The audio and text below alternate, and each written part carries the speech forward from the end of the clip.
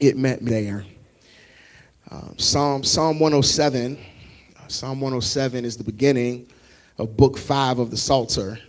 Scholars suggest that this book of which is part of the Psalter, begins with Psalm 107 and ends with Psalm 150, connects to the nation of Israel's return from exile at some point in time in their history. It's a time that they would have been retelling the deeds of the saving and redeeming power of God and celebrating the fact that God had not abandoned them in their disobedience and disorientation, but that even as they were displaced from Jerusalem, even as the temple had been desecrated or destroyed, even as they found themselves in a season of despair, God's faithfulness to them never wavered. God's love never left them. God's hand continued to protect them. The people of Israel were notorious, y'all, for their cycle of obedience and alignment with God's covenant to disobedience and misalignment with God's covenant. And it was this cycle that is repeated time and time again in the narrative of the Old Testament. One minute they are faithfully following God. The next they are trying to do their own thing. One season they are passionately worshiping the Lord. Next season they are allowing the gods, little g, of other nations to take root in the throne of their nation and their hearts. Yet in the midst of all of their faithlessness to the covenant that God had made with the nation of Israel, God remained faithful to the covenant and to God's care for God's people. This didn't mean that God propped them up in their foolishness and made them comfortable with breaching the covenant. It did mean that God didn't fully allow the totality of their existence to be destroyed because of their poor decision making. And we ought to pause right here and consider the fact that God has not allowed our disobedience to be the death of us. I said God did not allow your disobedience to be the death of you. In fact, if we look at the pattern of our own lives, we might discover that we've moved just like the nation of Israel. One day we're with the Lord and trying to do right. The next day we're off chasing the presence and an approval of some other little g God. One season we're locked in with the Spirit of God, and the next season we've allowed our own desires to be our guide. Yet we can sit here today and recognize that when we look back over our lives, we can see the hand of God covering us when we were living uncovered. We can see the hand of God keeping us when we didn't want to be kept. We can see the hand of God protecting us when we weren't trying to be protected. In fact, our testimony is that it is because of the Lord's mercies that we have not been consumed, because even when we were faithless unto God, great was God's faithfulness unto us. It is this recognition of God's faithfulness unto us that prompts the psalmist's instruction to begin the psalm, "Oh, give thanks to the Lord, for the Lord is good, for God's mercy endures forever." The psalmist tells us what to do. The psalmist says, give thanks. Turn to your neighbor and say, give thanks. Give thanks. And then the psalmist gives us the reason for doing it. For the Lord is good, and God's mercy endures forever. I'm going to say that one more time. For the Lord is good, and God's mercy endures forever. And just in verse 1, the words good, mercy, and the phrase enduring forever are doing some heavy lifting in the verse that's describing God's character. Our English words don't fully capture the Hebrew ideas of what is being communicated in the text, because the word good isn't just about being nice or kind in action. It is about being intrinsically good in character. It is the idea that God is pleasant, that God is beautiful, that God is excellent, that God is beneficial, that God is morally right as the essence of who God is. God's mercy is more accurately described as the faithful, loyal, covenant-keeping love that is not dependent on the actions of humanity. To endure forever points to the perpetual, unending nature of God's goodness and God's love. So the psalmist is saying that we should give thanks. Why? Because the God who is inherently good continually acts with covenant love that will never expire.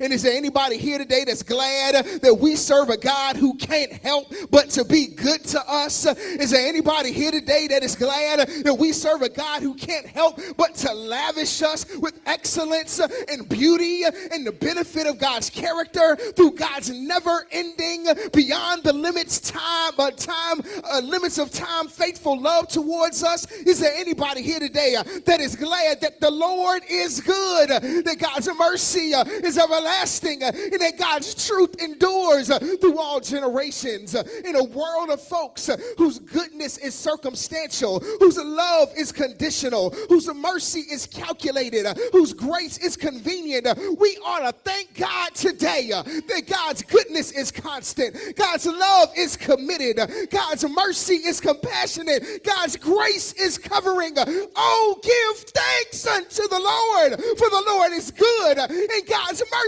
endures. God's mercy, I'm sorry, endures forever. Move a little quick. Sorry, my bad. Psalm 107. Psalm 107 could have been a one-verse psalm. Because just to consider the goodness of the Lord and the faithful love of the Lord ought to be enough to help us move into a posture of thanksgiving unto the Lord. Yet the psalmist isn't done reflecting on the hesed of God. Turn to your neighbor and say hesed. Turn to your other neighbor and say hesed. Turn back to the first neighbor and say, look, I can speak Hebrew.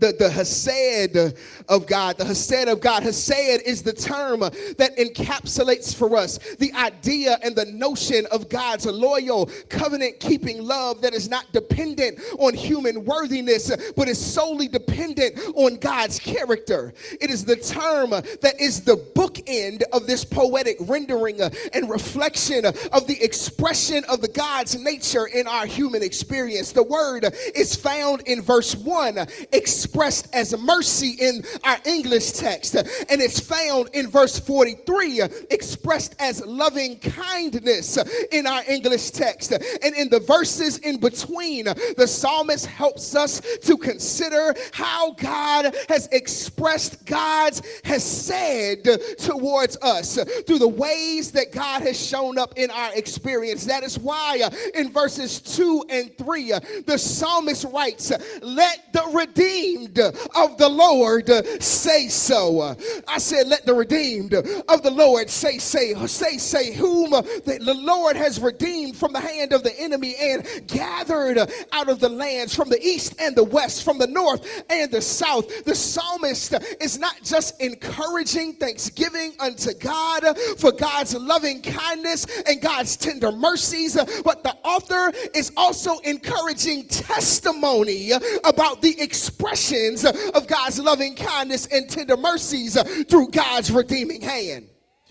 The idea of being redeemed is rooted in the idea of being rescued because of relationship. In fact, this is the psalmist's position in this passage, that God's redemption of God's people is not just about God's character, but it is about God keeping to the covenant that exists with God and the people of God. In other words, God would not leave God's people languishing in despair, bound in exile, displaced from their own land, oppressed by other nations, but for so long before God would act on their behalf to rescue them from their situation. And God's hesed, or faithful love for God's people, is not just found in the moment of rescue and restoration, but even in the midst of the unfavorable circumstance from which they needed rescuing. Here it is. The only way for God to rescue us from it, to restore us from it, and to redeem us from it is for God to show up with us in it.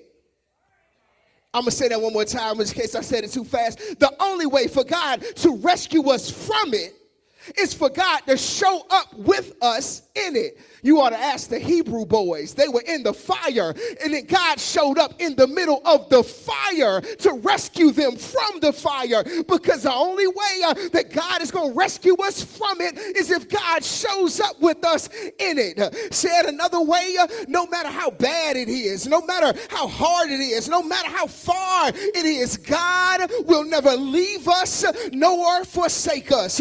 God will not abandon us. God has said will meet us right where we are. Somebody ought to get excited about that today.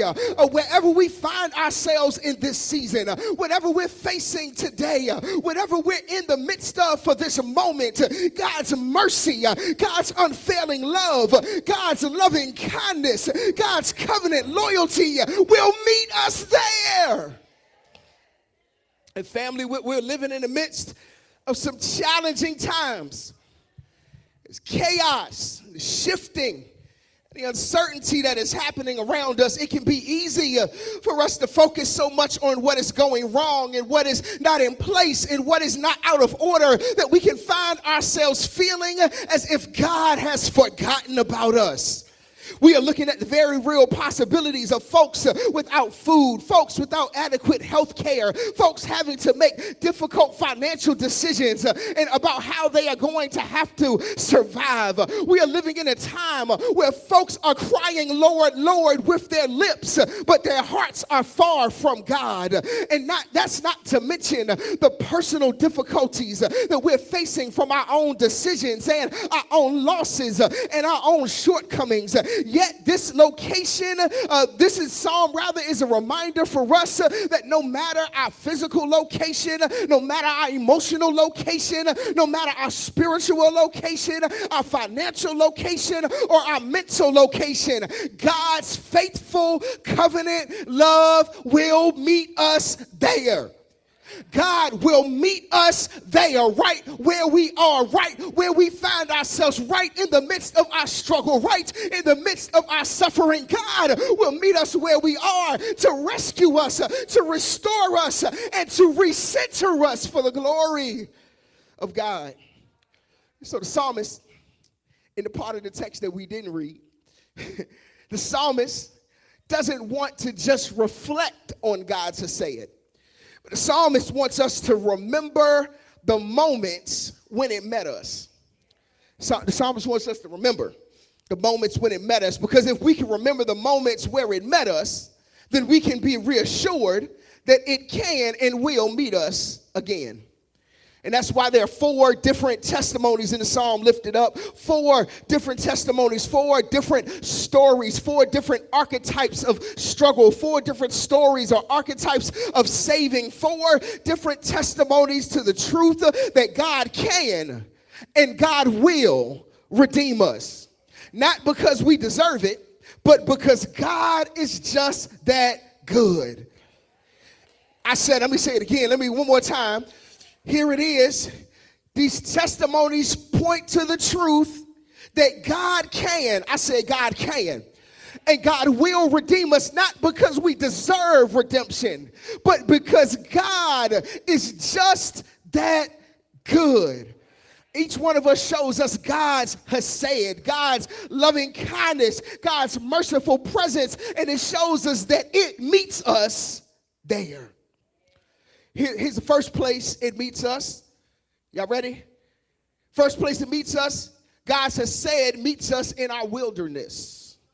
It meets us in our wilderness. Verses 4 through 9 of Psalm 107. Check that out.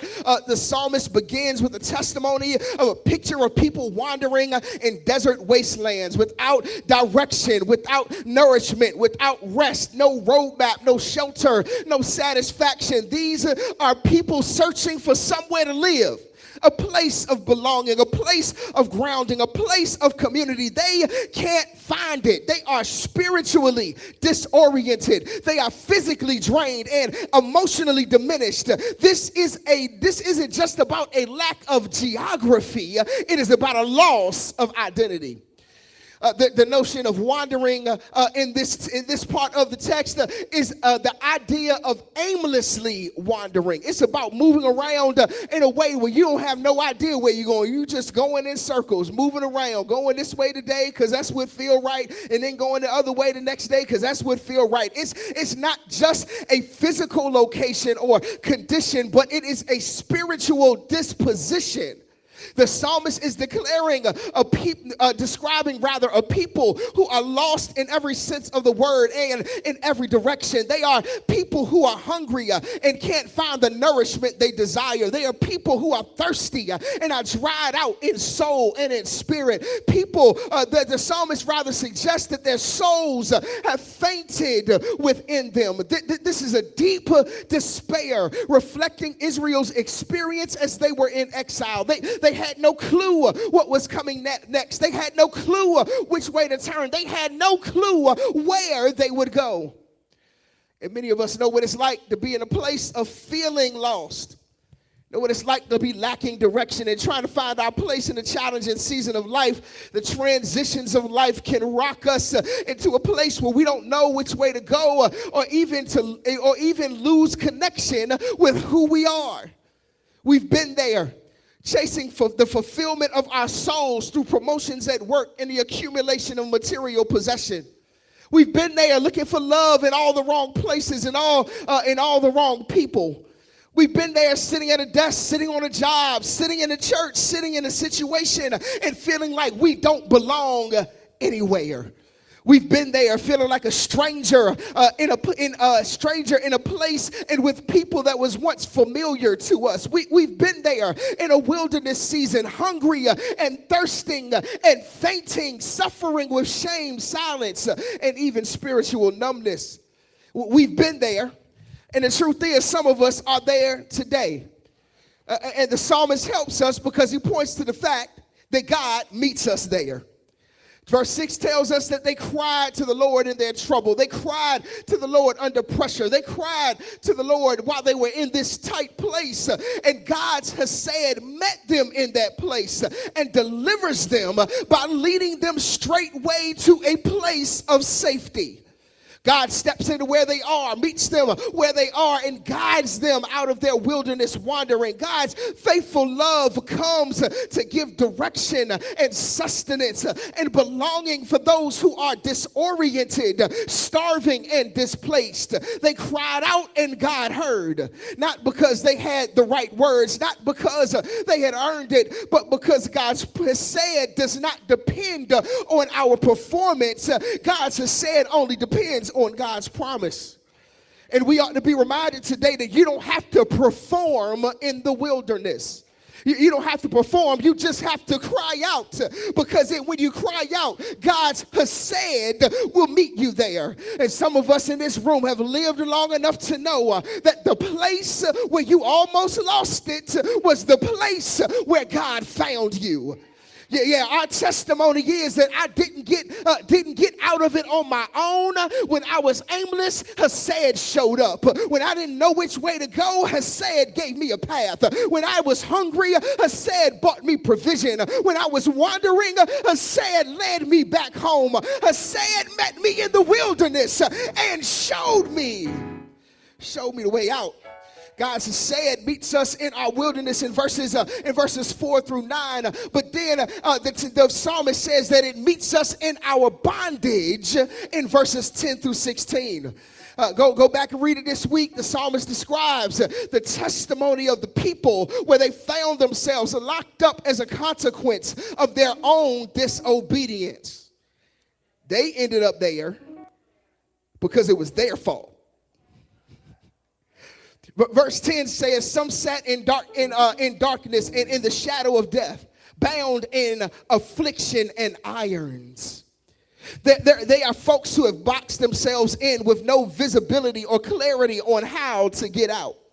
They are in deep gloom and despair. The shadow of death looms over them. They are physically bound and even worse, spiritually in bondage. And it's all due, y'all, to their decision to disobey. And this leaves them in a place where they aren't just in trouble, but they are also in torment. Y'all been in that place where you just replaying your own decisions and say, Lord, have mercy. How did I get myself? Why did I do that? Why did I go there? Why did I talk to them? Why did I hang out with them on this night? Now I'm in trouble. The text describes the people as being stuck, not moving, sitting in a place when they really want to move.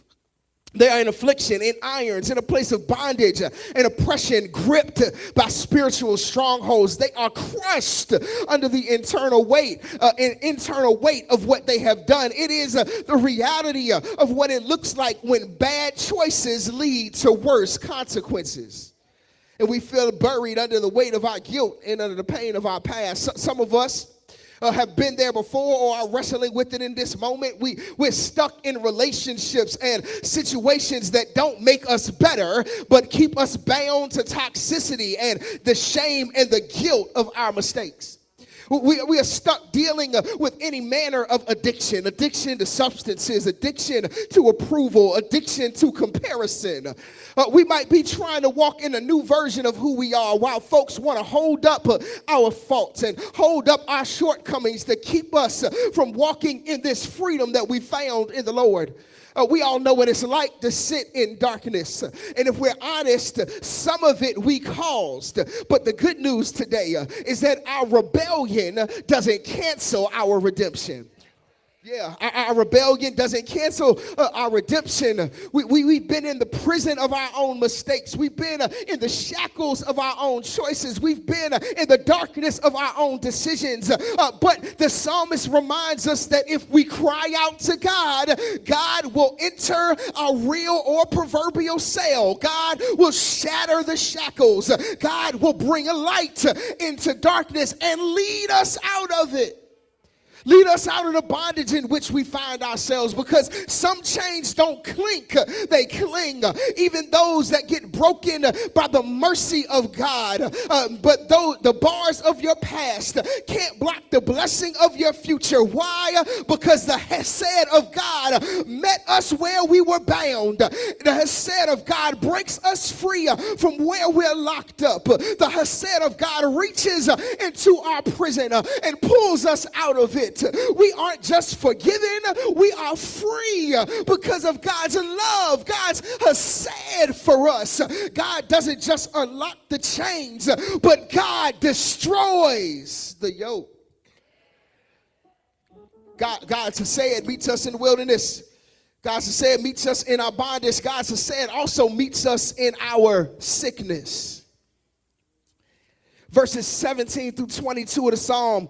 The psalmist shifts to put the spotlight on those who are dealing with sickness that is connected to their own sin. Here's what it says in the text: fools, because of their transgression and because of their iniquities, were afflicted. The reason that they were afflicted was because of their own decisions. There is some sickness, y'all, that we experience because of the decision that we have made. The Hebrew describes them as fools, those who have experienced moral failure or willful self-destruction. This is a sickness. This sickness, rather, is not random. It is a consequence that pushes us to the brink of not wanting to live any longer. It's the kind of sin that is not only just hurting to others, but is now killing ourselves.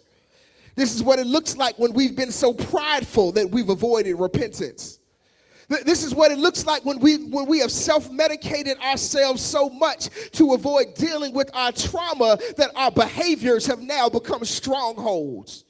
This is what it looks like when we've lost our appetite for joy, lost our appetite for peace, and yes, even lost our appetite for life. This is what it looks like when spiritual sickness manifests physically or emotionally, when unconfessed sin festers and saps our spiritual vitality. This is a depression that won't lift because the root isn't just emotional, but it's spiritual decay. This is the self-loathing, the addiction to sabotaging your own relationships because you know what you did and you don't feel worthy. It is the unprocessed shame from guilt of the past, from betrayal, from broken covenants or unresolved family harm. Many people are sitting in church spiritually anorexic. They're at the table, but they've lost the appetite for grace, lost the appetite for love, lost the appetite for connection. The only reason they show up is because that's what their mama told them to do some years ago. So they keep coming and keep coming, yet shame tells them that they don't deserve to be in the presence of God. They don't deserve to experience God's love. Have you been there? Have you been there where you feel unworthy?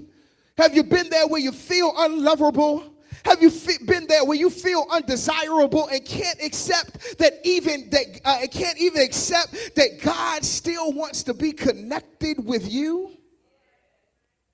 There is good news, because a hesed of God meets us here too.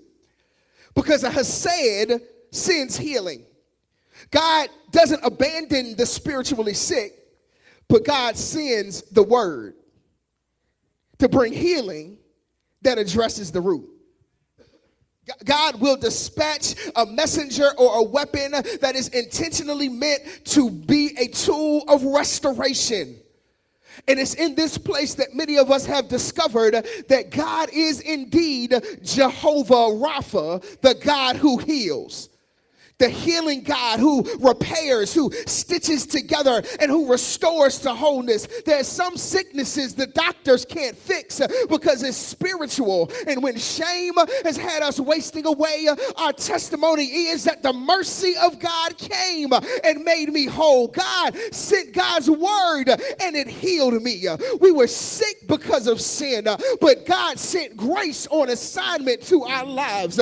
We were close to death, but God spoke life into our bones. The only proper response then to being healed by God's mercy, by God's hesed, is a worship. It's to lift up our hands and open our mouths, not just to say thank you, but as a sacrifice of thanksgiving. It's a testimony offering.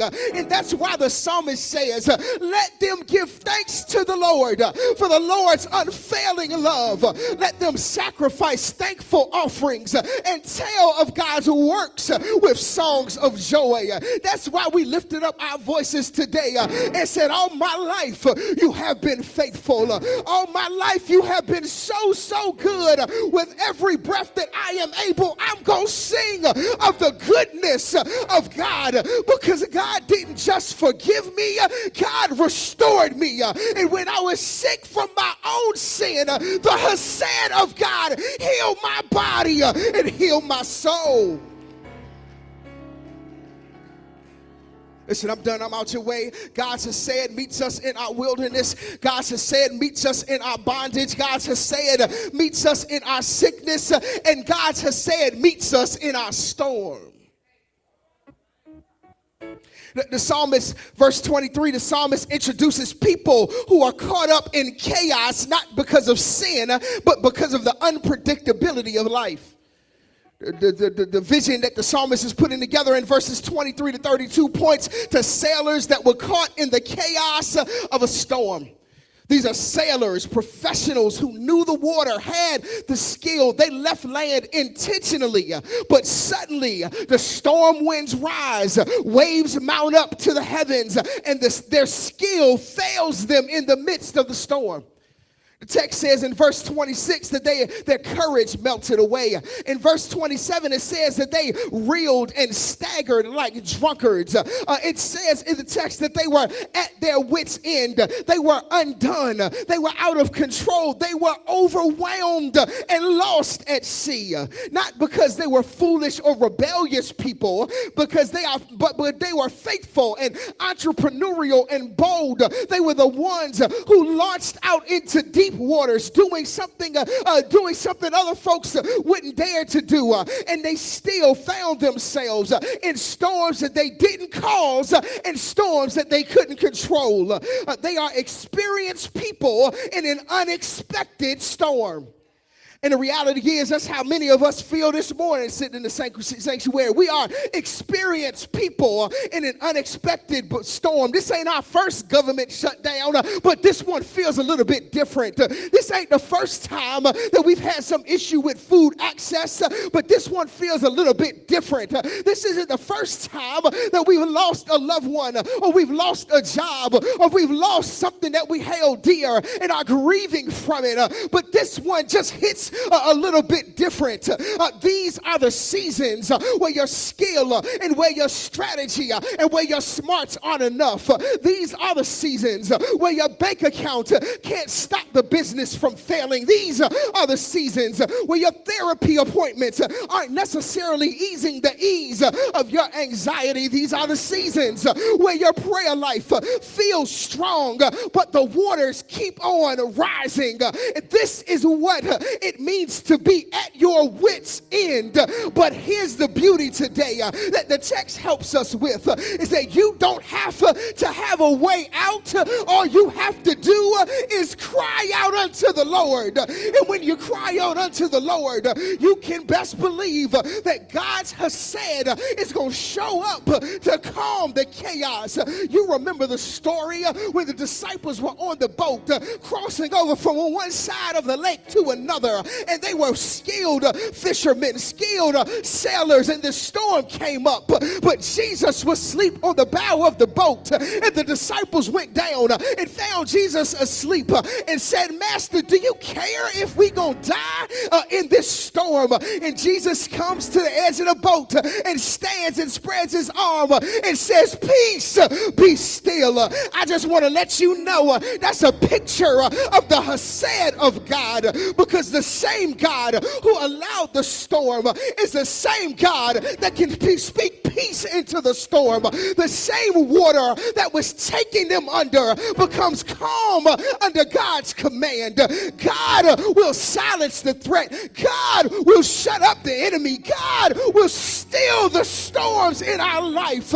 God didn't just bring these sailors through, but God hushed the thing that was harassing them. And I know we got some harassment coming out of DC, but I just believe that God's gonna hush it.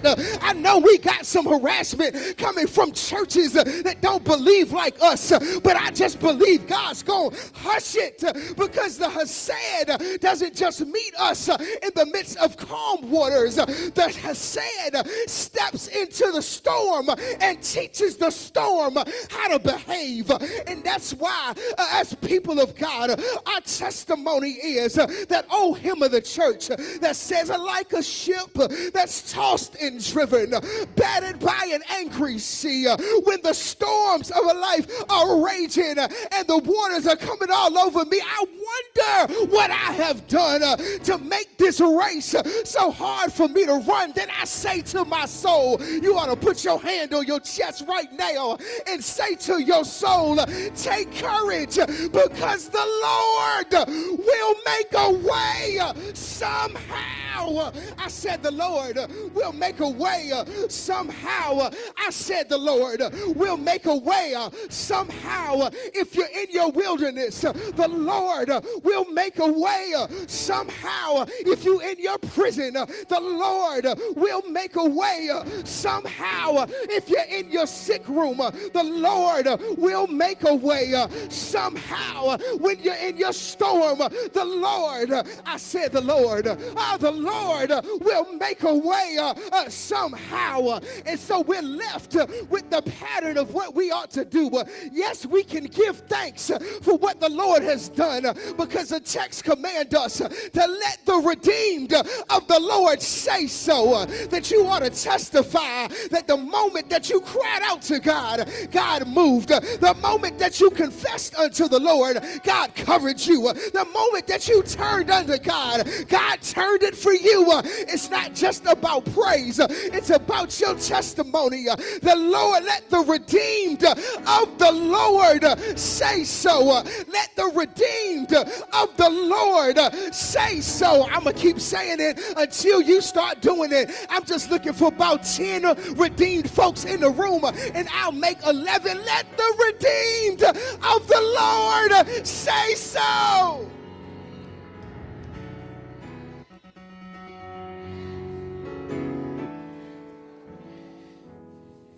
You got to say so. You got to tell your story of how the Lord met you. Why? Because when you tell your story of how the Lord met you, not only are you encouraging somebody else, but you encouraging yourself. that whatever it is that I'm going through, whatever it is that I'm facing in this moment of time, I know that the Lord will do. If God did it before, God will do it again. So let the redeemed of the Lord say so. Let's stand.